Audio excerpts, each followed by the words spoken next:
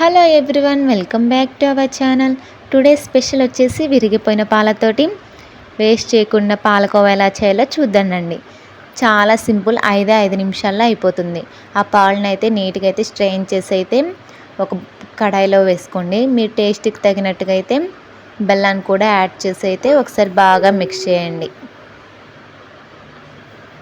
కొద్దిసేపటికైతే కొద్దిగా వాటర్ అదంతా సపరేట్ అవుతుంది, అదంతా ఇంకిపోవాలి.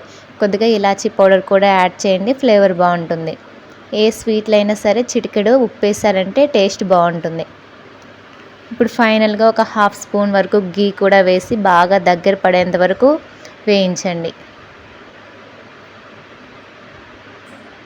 దాన్ని ఒక చిన్న బౌల్లోకి అయితే ట్రాన్స్ఫర్ చేసుకొని మూత పెట్టయితే ఒక హాఫ్ అన్ అవర్ చల్లారనివ్వండి.